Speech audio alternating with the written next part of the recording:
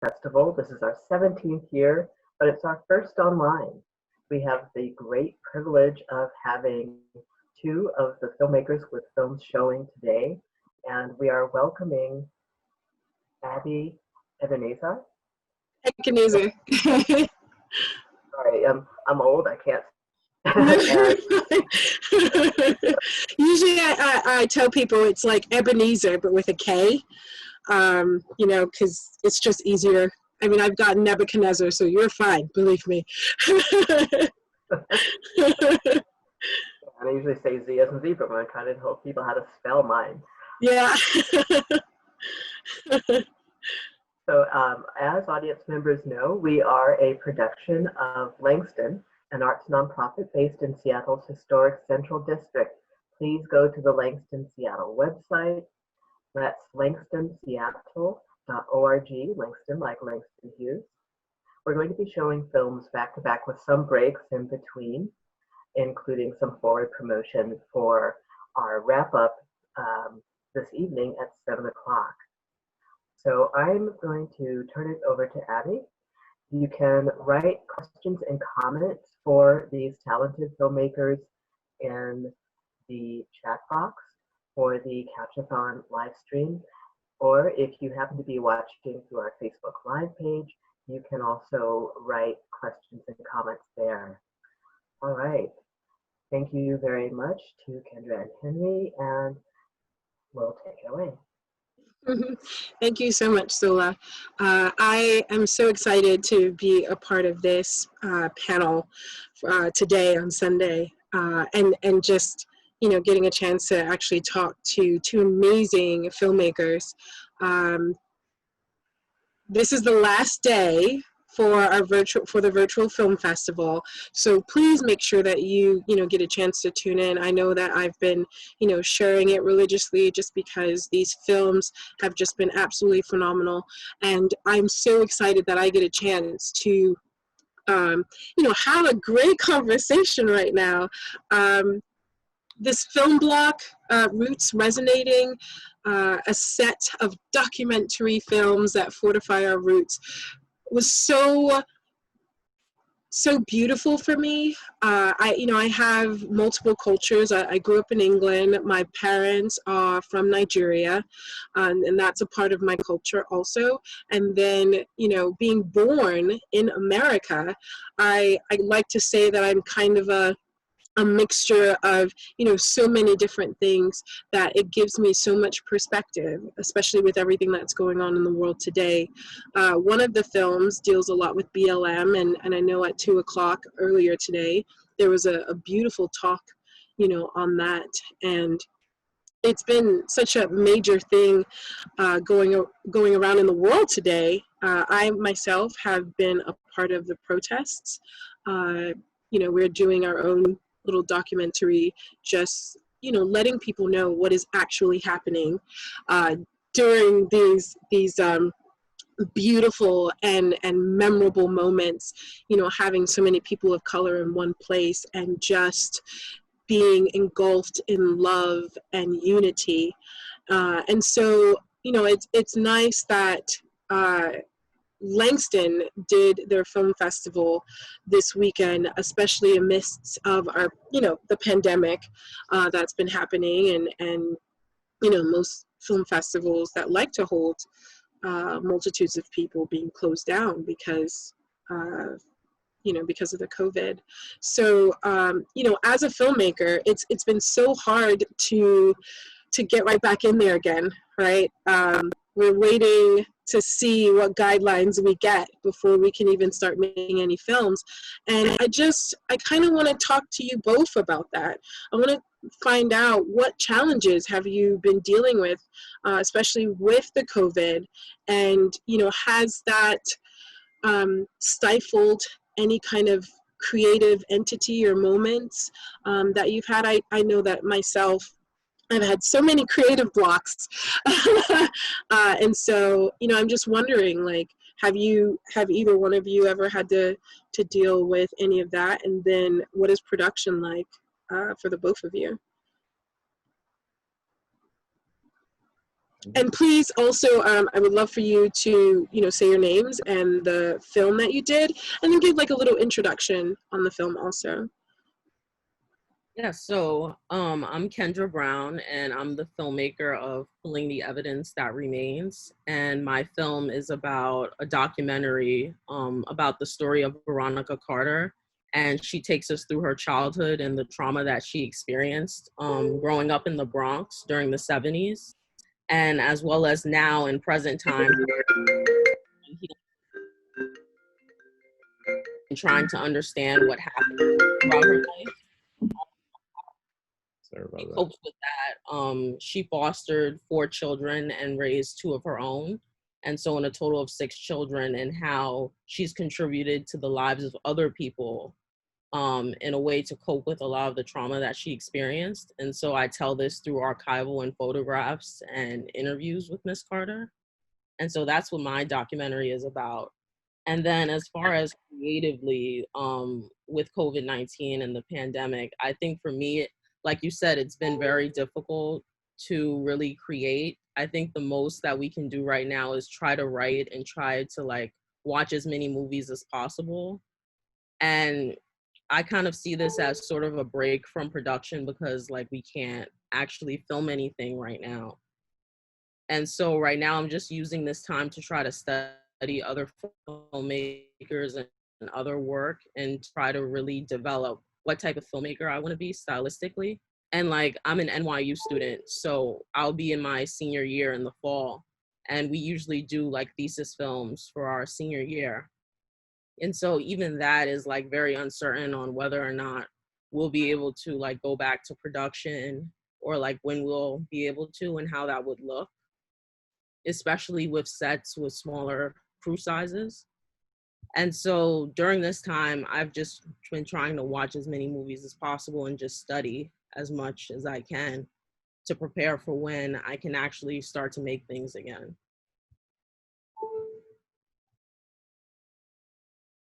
Henry?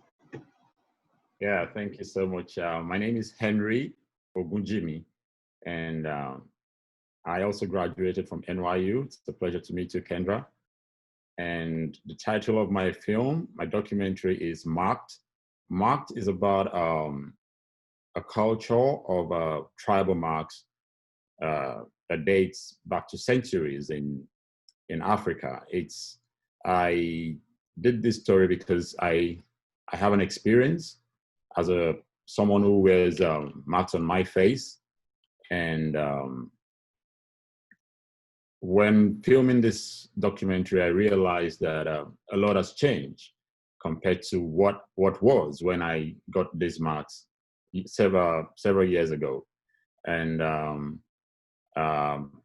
glad that Marked is being, received by the diaspora community, and it's been selected into 6 film festivals so far.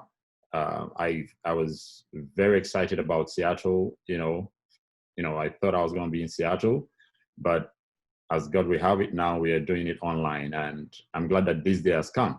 I filmed Marked because my thesis documentary the topic I was supposed to film for my thesis documentary was not approved by my professor at NYU because of some security challenges. I was supposed to do a documentary on the Boko Haram crisis in the northeast of Nigeria. And my professor thought it wasn't safe enough because I was going to be working on a low budget. I was going to be working alone. And I found filming Marked as an opportunity to do a personal story that has, raised a lot of questions in the past. And that's why I decided to do that film. And I'm glad that it came out the way it did, and that a lot of the Africa and Black and African American community sort of, are trying to relate with it, because one way or the other, we can all trace our roots back to Africa. And talking about my experience right now during this times of the pandemic, it's been challenging. It's been very challenging because, as you know, as filmmakers or creatives that we need access. And one of the things that the pandemic has been able to take away from the industry is access. You find most journalists or filmmakers now trying to use Zoom and other means of getting videos. But when you do the kind of documentary that I do, which is real life stories, you find it difficult to get some of this access that you actually desire and require. So as it is right now, I actually started filming another documentary last year, and I was supposed to do a follow-up because my subject was supposed to attend some events where I was supposed to film at. But unfortunately, because of this pandemic, everything seems to be on hold because those events have been put on hold or either canceled entirely or temporarily put on hold. So right now, what I've been doing is looking at my visuals that I have so far and doing some pre-editing, trying to carve out some pieces like a trailer to see if I can, raise some funds, towards this new project that I'm working on.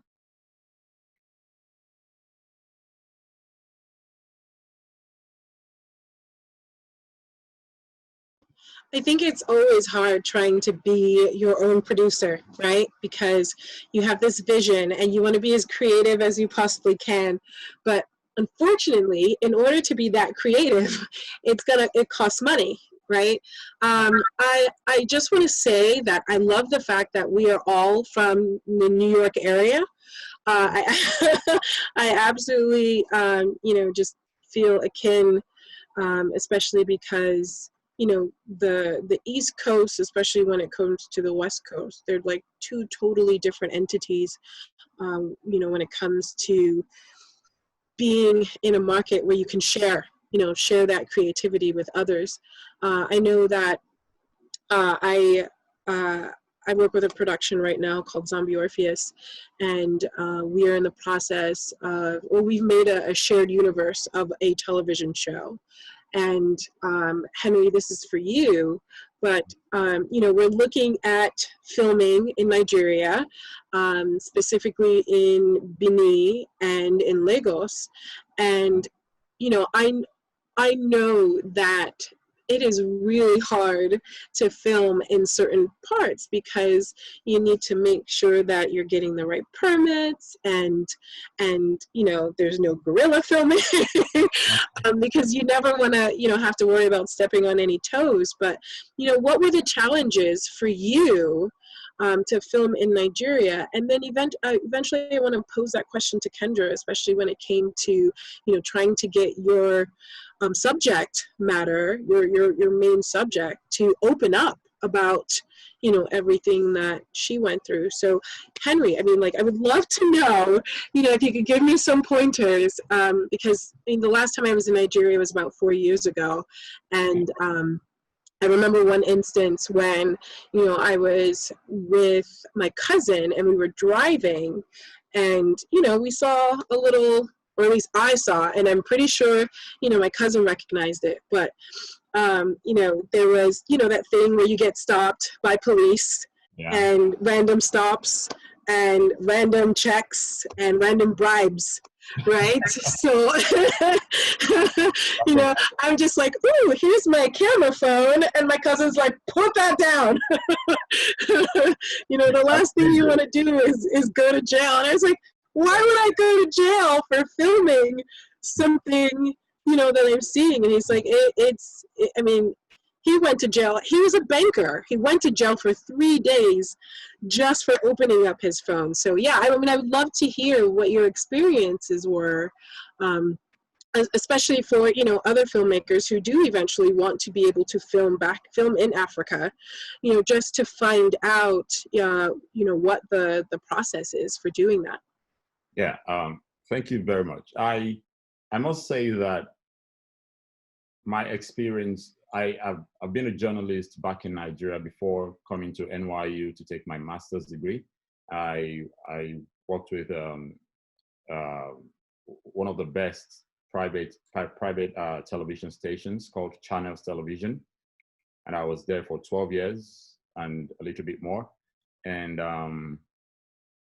being a journalist for that long a time, I have grown a network of friends, contacts, and fixers, colleagues, and all of that. So going back home to film for me wasn't too difficult because I know the terrain.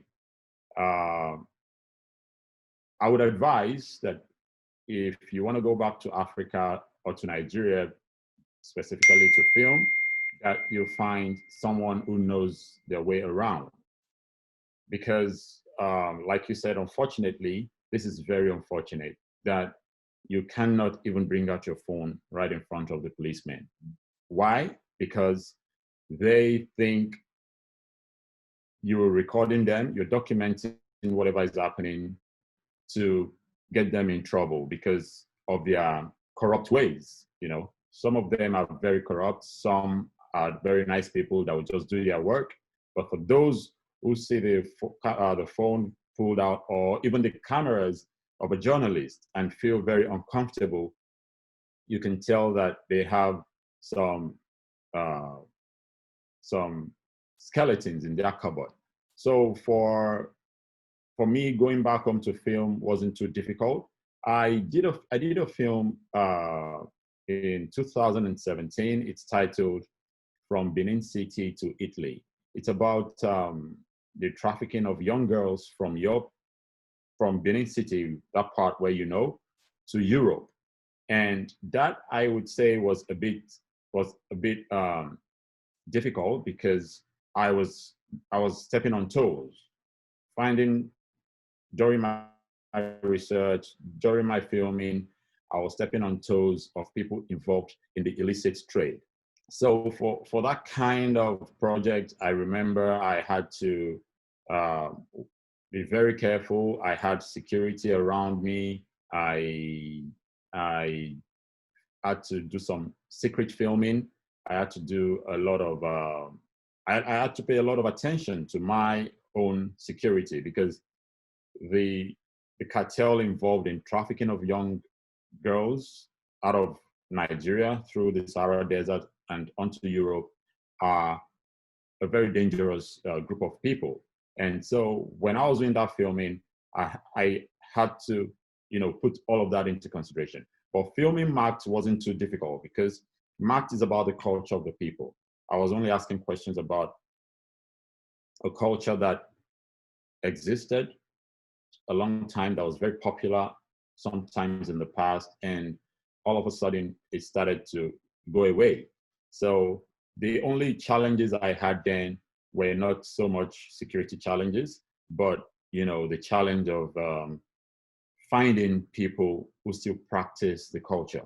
So if anyone is listening out there and you want to go to Nigeria specifically, I would even say Africa, because I remember my experience in Niger Republic when I got to Agadez and I was going to go into the desert. I was going to take a ride with the transporters that move these people, these young girls from Niger, the base, through the desert. I had to get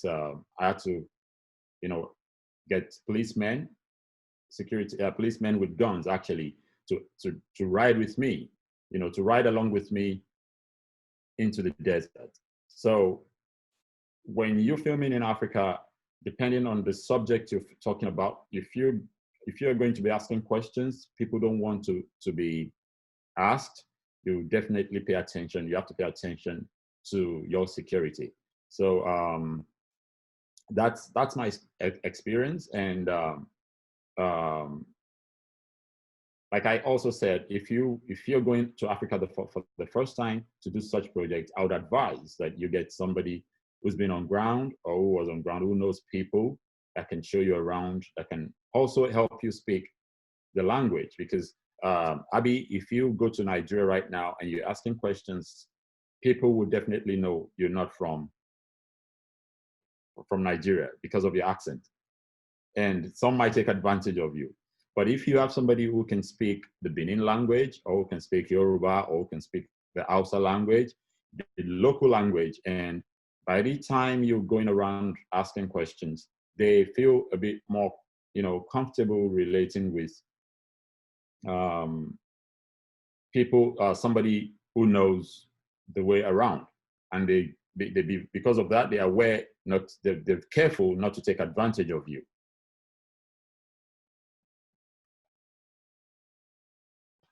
Thank you. I think that's a matter of something that we always deal with anytime we go back with my parents. They always have our cousins take us everywhere so we don't get into any trouble. Kendra, I would love to hear from you about, your subject, or the whole premises of your filmmaking and getting a chance to sit down and talk about, mental illness, especially as a veteran, who deals with mental illness and deals with others with mental illness. And then I would definitely love to open it up to the audience who are watching. If you have any questions, please put them in the chat, and we would love to ask our amazing filmmakers who are with me right now. Yeah, so my film, Pulling the Evidence That Remains, it follows a lot of childhood trauma and, the process of healing with my subject. And so I met Veronica Carter actually on another student set because she was acting in it and she was using her location to help another student who needed those resources. And so to just already see her generosity and who she was as a person. And so we spoke a lot on that set, and she told me how she fostered 4 children and had 2 of her own. And so she raised 6 children, and how she also helped raise other children in the neighborhood. And so she was just very open and honest with me, even in the beginning, even before I thought about using her as a subject for a documentary. And so we became really close on that set. And so a couple of months later, I was in a documentary class at NYU. And so the assignment was to interview someone who would be open to answering questions about themselves. It was sort of like an exercise. And so I remembered Miss Carter from the set that I was on a couple of months ago, and just thinking that she was a very interesting person and that she was a very open person. At this point, I didn't know a lot of I didn't know any of her childhood trauma at that point, sort of just general things about her, and that she took care of a lot of children and that she was just a nice person. And so I called her about if she wanted to do an interview, and she was open to doing it. And so at first, the documentary was going to focus on her as a foster parent and her journey through that, because I was really interested in that whole theme of motherhood and how she took care of a lot of children. And so I told her to write me a page or so about her life so that I could know some preliminary things about her before we had the interview. And so through that page that she wrote me, she talked about a lot of the trauma that she experienced as a child, and how a lot of that influenced how she took in a lot of kids and how she cares for other people, and how she also suffers from bipolar disorder and is seeking therapy for that. And so a lot of those things that I didn't know before were sort of in that page that she wrote me. And so I had that page that she wrote me in mind for the actual film, and thought about structuring the film based on her words and how she wrote her life story. Because I realized that in order to sort of focus on how she is as a person and how she is as a mother, her past informs that, and your past and your childhood informs who you are as a person. And so I thought that I have to go back and see a lot of these things that she talks about. And so in the interview, in our first interview, it was really interesting because I really didn't ask her any questions. I just asked her, oh, could you tell me about like how you grew up? And so that one question sort of opened up everything that you see in the film, because she naturally sort of started talking about a lot of the things that she experienced. And so I never really asked her directly about anything, because I think that we just developed a really close relationship where we would call each other, like, even things not relating to the documentary, we just developed a friendship first before the film. And so I think like in the interview process, she just naturally began to follow the flow of what she wrote me a couple weeks earlier. And so in the second, we had 2 interviews. And so in the second interview, it was very different from the first interview I had with her, because in the first interview, there was still a lot of like tough subject matter that she was speaking about, but she was very open, and her spirits seemed to be a little better the first day that I interviewed her. But then the second day, I think she was feeling more depressed, because she does have bipolar disorder, and a part of that is like the depression that she was feeling. And she also didn't have therapy that week. And so sort of in the second interview that you see in the film, you see that she's speaking about how depressed she is. And she also has her granddaughter there that she was taking care of. And so she was feeling a lot more depressed that day. And so I think that day she spoke more about her mental illness and how that was making her feel that specific day. And so you can definitely see the differences, like even when I was speaking to her between the 2 interviews, just how different she was.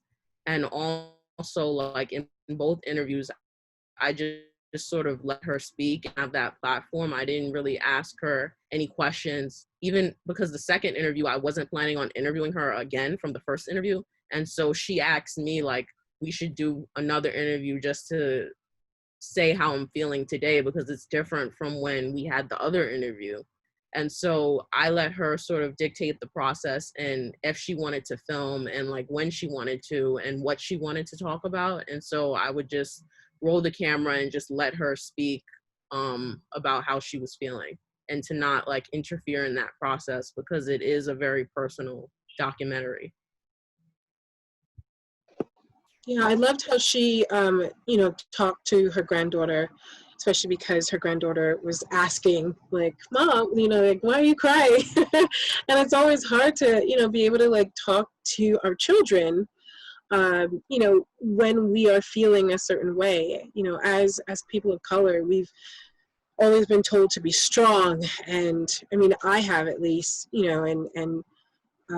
especially in my military career, just not having emotions, play into your everyday, and not showing emotions.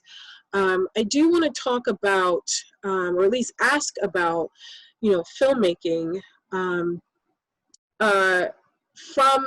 From when you started, how has filmmaking changed now, especially with the protests that are going on? Has it been, have you noticed that people are allowing or wanting to hear more stories, that represent all of us? The main reason why I got into filmmaking is because as an actress, I was getting sick and tired of playing roles where, I was a drug addict, or the mother of a drug addict, or just not seeing anything that actually represented me. I'm a major nerd. I love playing Magic the Gathering and D&D and all of that, stuff. And, I wasn't seeing enough content out there, that represented me as a person. So now, though, it's been wonderful to get so many different opportunities to either collaborate and write on different projects. So have you noticed that? Have you seen that compared to, when you began filmmaking? Has it changed at all? Especially with people becoming more aware that, some of our past films have been a discredit to people of color. Either Henry or Kendra. I think for me, I noticed that a lot more people want to tell their stories, but for the fact that, you know, the pandemic has affected movement from one place to another, you find a lot more people, you know, wanting to put out their stories, you know. So as many filmmakers that have access to such people, it's a great advantage to filmmakers. But the disadvantage there now is that movement, you know, from the base of the filmmaker or to the subject's base, you know, sometimes you might have to travel. But I think with the awareness going on right now, with the protests going on right now, you know, people are more confident, you know, to want to share their stories. Before now, I'm sure not everyone is confident enough to like post a video, a phone clip of maybe police brutality that they captured somewhere. Probably are scared to even share it, because we know that with this awareness, growing awareness, we now find many people bringing out clips from the past, not even new clips. You know, people sort of found a way, you know, people sort of found a voice, let me put it that way. So as many victims that are out there, you find out that many of them are willing, you know, to stand in front of the camera to tell their stories, you know, to share their experiences with either news journalists or filmmakers. The only challenge is the fact that the pandemic, you know, is spreading at a time whereby this awareness is also growing. So, and for filmmakers, you have to be out there to film. It's not every project that you can piece together using the Zoom or using these other platforms whereby you can tell people to send in their videos.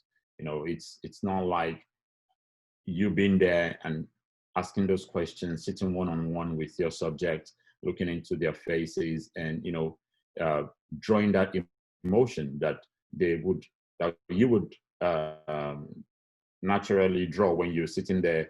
It will be different from when you're calling them over the phone or having a video chat with them. I think a lot has changed. The only challenge is just that right now, the pandemic and the awareness of the Black Lives Matter and police brutality and all of that sort of, you know, coming together, happening at the same time, is a bigger challenge for filmmakers. I've seen some people who are willing, you know, to do their films with clips from Zoom, from Skype, and like that. But at the same time, not many people can, you know, piece together this content, especially when they are not like breaking news, like you want to have it on the news bulletin.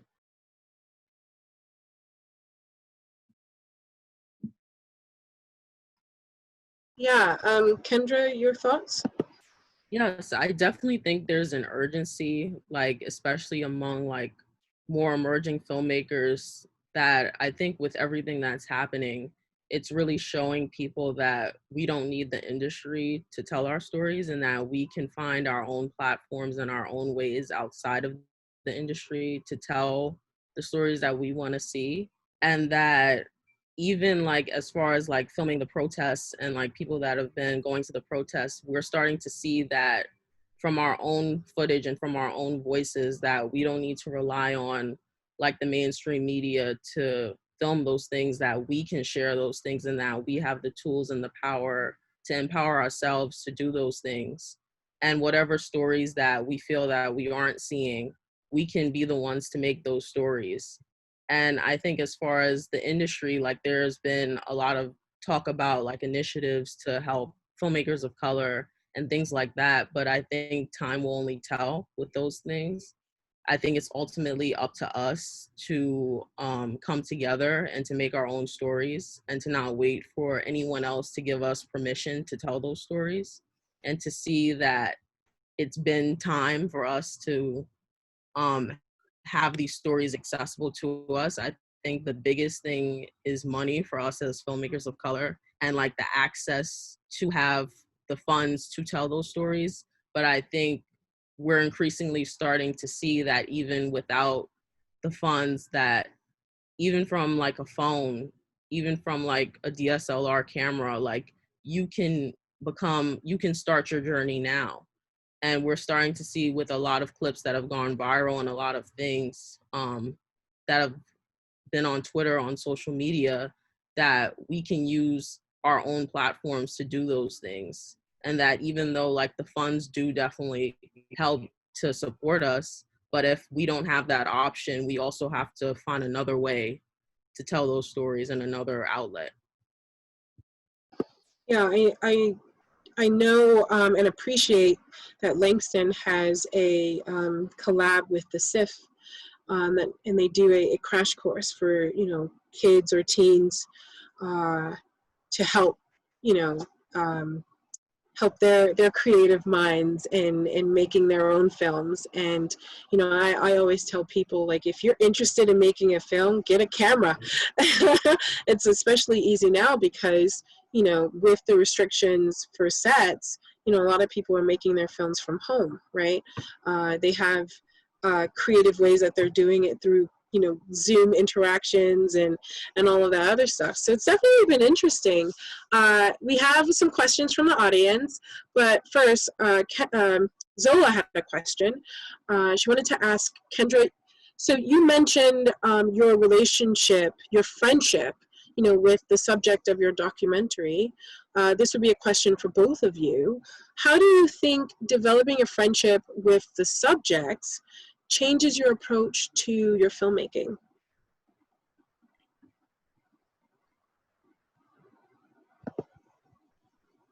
Yeah, I think for my film, the fact that I knew my subject first before I even had the intentions of doing a documentary about her life, I think that definitely changed the process and informed it a lot more, because I really wanted her personality to shine in the documentary and to sort of not just focus on the traumatic experiences that she experienced, but also like how she's turned her life into something positive. Mm. That's what I saw, like as a filmmaker, whenever I would go to her house, how she would take care of other people. And even when I first met her, she was doing a favor for a young person to try to help them like have a location for their set. And so I wanted that to shine through in the documentary, and how throughout this healing process that she's experienced, how she's positively impacted other people. And I think building that friendship first really helped me to see like the importance of not just focusing on her past and the things that she experienced, but where she's at now, because that's also very important to see. And so I think the fact that we developed a friendship, it helped me see that like as a filmmaker, I don't have to interfere in her story. I can just let her tell her story and to speak from that experience.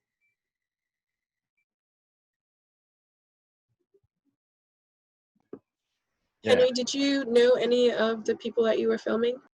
Not personally, but I was like I said, with my network of friends and colleagues back home, I was able to, you know, come up with the subjects in my film.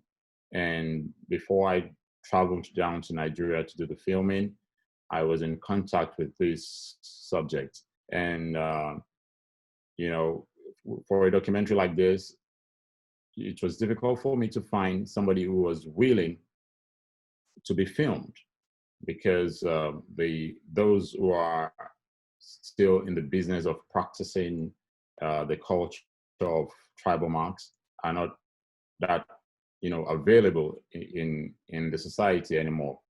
So a friend of mine actually contacted one of my major subjects and characters, and I kept, you know, communication, you know, with him before I traveled down. And also I had this challenge of, because I wasn't there right from the start, I had this challenge of gaining his trust. The reason being that the people who, the practitioners of this culture are also the same people who carry out the female genital mutilation, that's female circumcision in that part of Nigeria. And that part that has been, outlawed by the government of Nigeria. And so it was initially, tense between us. He probably thought I was there to investigate if he was still involved in female circumcision and all of that. But I spent a couple of months back home, trying to film, and I was able, to gain his trust and, to go out with him on a daily basis, just hoping that I would find a family who has a newborn and who would want to give these marks to that child. Like I said, the purpose of this documentary is to see why the tradition, is no longer prevalent. So it's just a bit difficult to find a family who was still willing to give the marks. And the marks, have, moved from just being on the faces and now to being on other parts of the body. So like if you see the documentary, you notice that the child was actually marked on our chest and not our face. And this is one of having marks on the chest had always been from way back, but instead of wiping it out entirely, some family want to keep the tradition by making it remain on other parts of the body rather than on the body and on the face. Yeah, it was something also to see the other family members participate, also because they wanted to share in that experience. So I have more questions from the audience. What advice would you have for aspiring filmmakers and artists of color? Was there something specific that led you to make your film? I think advice that I would have for any aspiring filmmaker is just patience and to trust the journey that you're on. Because for me, the way I discovered filmmaking was totally by accident. And like before, I had no interest really in becoming a filmmaker or really knew what it was. A junior in high school, and I was in this fellowship program with this documentary center called the Masons Documentary Center in Harlem. And I did a program there where we had to make documentary films and just learned about the process of documentaries. And so that's what I ended up submitting to NYU Film School without really knowing if I wanted to go to film school or what that really meant for me. And so I think for me, I would say is to trust the process that you're on, and to not compare yourself to other people. And especially if you're someone who doesn't have a lot of experience, because you can always learn and be open to learning from other people, and to really find mentors and people who are willing to sort of teach you and to show you their own process, because that definitely helps to find mentors and people around you that have more experience than you. And so I think for me, it's just been being patient with the whole process, and just to see where everything takes you. And even though it's good to have a plan for what you want to do, but sometimes unexpected things happen, and to just be open to receiving those things, because you never know where it might take you. Yeah, I think I agree. I agree with that, because patience, like they say, is a virtue, and is one that all filmmakers should have. I didn't stumble on filmmaking. Like I said, I've been a journalist for over a decade, but I realized while I was a journalist, I realized that a lot of times the stories we tell are just breaking news stories and news stories that are just about 2 to 5 minutes in the maximum. And there are some stories that as a daily reporter you tell and you just forget it and just let it be. And we don't sometimes do some follow-up because the next day there's another story breaking somewhere. And like Kendra said, be open, stories can come to you anytime. I remember the documentary I told you about was as a result of a story that one of my colleagues did when I was back in Nigeria. And certain group of girls were deported from Italy.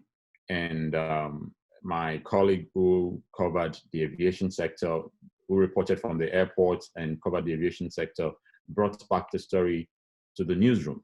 And when she brought this story, I saw the story and I asked my colleague and said, do you still have the contact of any of those girls that were deported? Because I saw a larger story from just the story that Nigerian girls were deported from Italy. I asked myself the question of, okay, how did they go to Italy in the first place? Why did they go to Italy in the first place? What happens to them when they get to Italy? So I brought all of these questions, that were bothering me. I reached out to my colleague to get me the contact of this subject. And she turned out to be a very useful, character in that documentary. She gave me names, she gave me addresses. She was also part of the documentary that I made. And after filming in 3 countries, Nigeria, Niger Republic, and Italy, I was able to come back with a 54 minutes long documentary. And eventually, the result of my documentary then didn't really satisfy me, because all what I found on my journey, I was able to find a lot of results, but nobody to take the fall for it. There was nobody to be punished. But like, I must tell you, just some few weeks ago, a friend of mine who worked with me on the documentary in Italy reached out to me. He's German. He helped in fixing, making contacts and doing some other groundwork. He reached out to me to tell me that one of the madams that I filmed in that documentary had been arrested by the Italian government and had been sent to jail. So that's a documentary I did in 2017, and the results just coming out right now. And when I got that news, I was so proud. I was very happy. And he was already telling me, Henry, we needed to do a follow-up, and he was telling me he's in Spain right now. He'll be available to work with me on the next project. So patience is very key, and being open is also very key. As a filmmaker, just be ready, look around you. There are stories everywhere. You just have to know what story you want to tell. And filming Marked, I did Marked because I saw an opportunity to tell a personal story. When I was a journalist working for a TV station, I probably wouldn't have that opportunity to tell my own personal story because I didn't own the television station. But when I saw the opportunity to tell this story, it's a question I've been asking myself. Okay, I got these marks when I was very young. Why did I get these marks? Why do people even have these marks in the first place? I did a lot of reading, but at the same time, I didn't understand what it was or what it feels like to be out there on the field or to witness a child, of a baby of maybe a week or 2 weeks old, being actually, cut with a blade, So I took that advantage. I took that opportunity, to do that story, not just because it relates to me, but also because these questions that I've been asking myself, I know that there are several millions of other people out there asking the questions and not having the answers. And I thought when I do this film, people would know more. Even people from the Western world would know more about why we carry the marks on our faces. Yeah, absolutely. I know when I was growing up, and I saw that. I saw different family members who had marks. I always wondered, what was the difference between, me and my siblings and, my aunts and my uncles who, have this, and where did it come from? Did they get into trouble or something like that, or fall down and it was a scar, or something. So it's definitely interesting. I would love to pose this is another question from the audience. There was a talk that was right before this one that we're having about Black media literacy, and as storytellers and filmmakers, how do you think about this as it relates to authenticity and representation in your own work?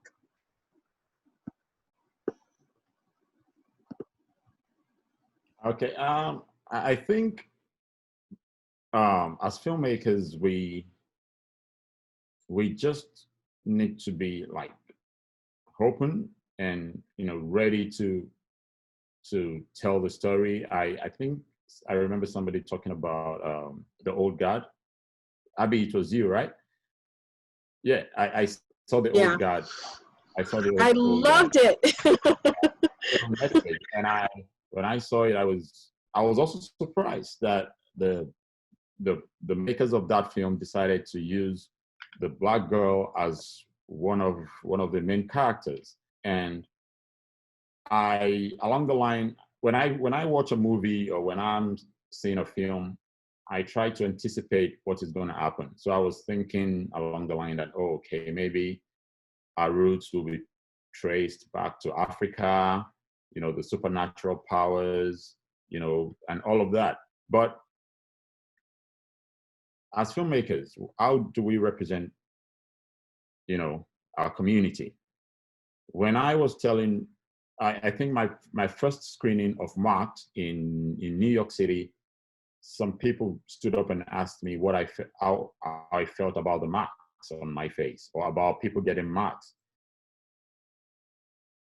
I remember telling this lady that I don't feel terrible about it. I don't feel strange about it. I just want people to know why these marks are on my face and other people's faces, because there are cultural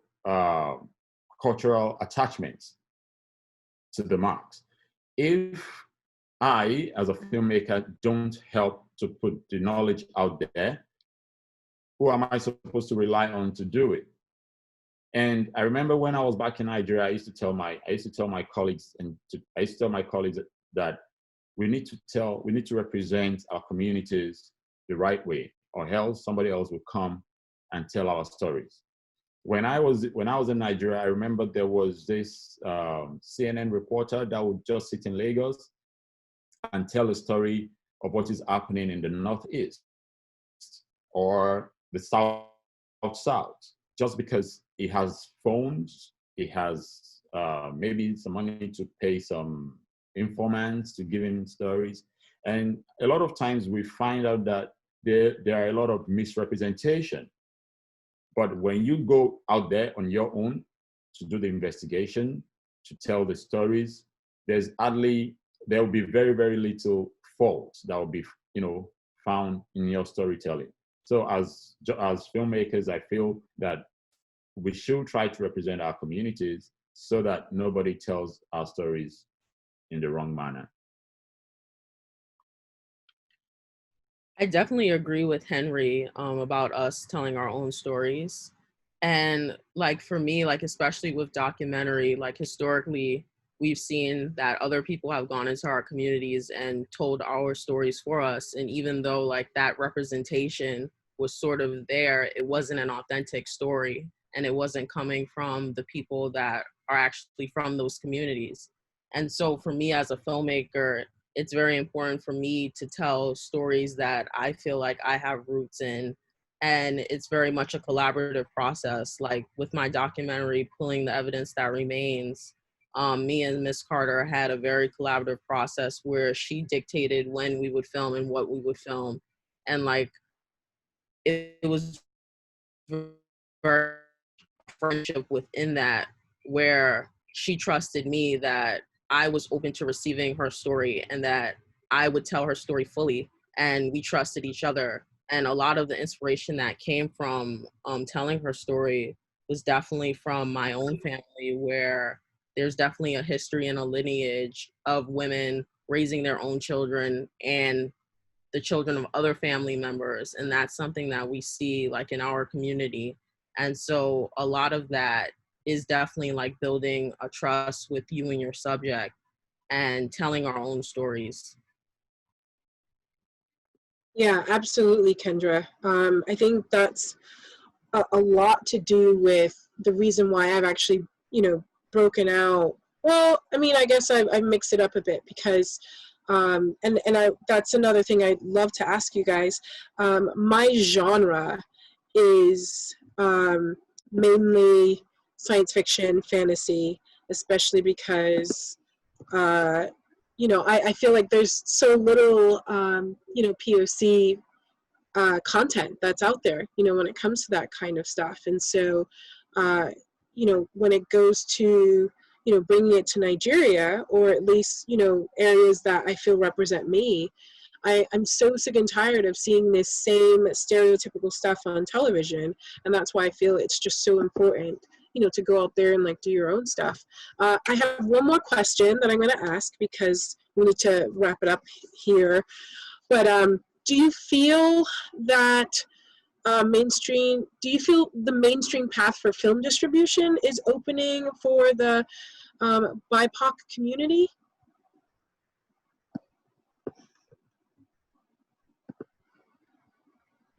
I think the main distribution area, I think in some ways, like Sundance and like other mainstream platforms have like other like fellowships and programs for like filmmakers of color. But I also feel like with the mainstream sort of distribution area, like I feel like there's only like a certain amount of us they want, or like certain types of stories that they want to fit the mold. And so I think like when it comes to mainstream distribution, I think it's sort of interesting because like we see a lot of online platforms becoming like the distribution area for a lot of films, like especially like with Netflix and with Amazon. And so I think like as a filmmaker, it sort of changes things where like you don't necessarily like, yes, like, with mainstream production companies, it definitely helps like to get your film out there. With there's also like other platforms that we're seeing becoming increasingly more popular, like with Vimeo, like where you can like post your own films and like you can get sort of a huge platform and a lot of viewings from just posting your film and having the audience see your films. And so like we're starting to see different options, and I think it's more so like about what your end goal as a filmmaker is. Like, is it to sort of show the audience like, and to teach other people and to show people sort of that there's someone telling an authentic story, or is it to get like a more mainstream platform? It's sort of what your intention is as a filmmaker. But I think like now we're starting to see more platforms where we sort of control where our film can go and what we want to do with it. Yeah, I think let me start from where Kendra left it. I think as filmmakers, we need to really have at the back of our minds before or when making our films what our goal is, who our target audience should be or would be. And because I remember that Mark was rejected by certain platforms here in the United States because it's entirely from Africa, and it was not even shot in the United States. And the same way some platforms rejected it, that's the same way several other platforms accepted it, because those platforms believe in the knowledge that the film has brought them, and not who's done it or where it's coming from. So, and the essence of filmmaking, for me, apart from satisfying the interest of the filmmaker, should also be to educate the general public. So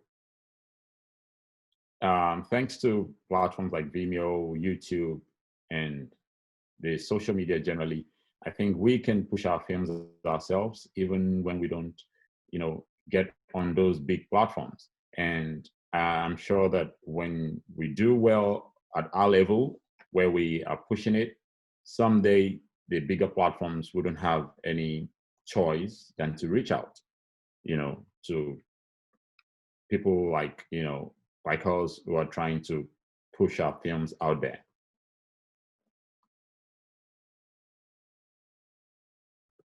Thank you, Henry. Okay, so I wanted to wrap things up. There was a comment that someone said in the audience, and I'd love to repeat that. There's this tension about culture as not being this mostly immutable thing that gets passed down and must be preserved, but rather this thing that is malleable and defined by the people. Therefore, just because it's been our culture doesn't mean that we can't change it, critique it, or evolve it. And I think that has a lot to do with, both of the films that, you both have created. I do want to, there was also another question about the Young Film Program that is with the SIF and Langston.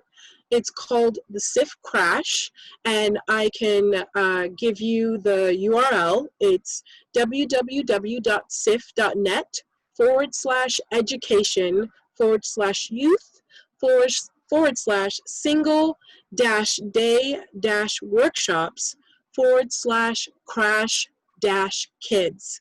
So if you want to know more about, helping develop the creativity in our youths and giving them an outlet to be able to be as creative as possible, that is, an amazing place to go to, especially, when things are able to start back up again. I do also want to mention that our, filmmakers have social media, so please make sure that you follow them just to, know a little bit more about their projects. I'll have both Kendra and Henry give out their social media information. Also, our last block of films is going to happen right after the talk that we have with our guests. So please stay tuned, because there's an amazing lineup of films, and you can actually see Henry and Kendra's film.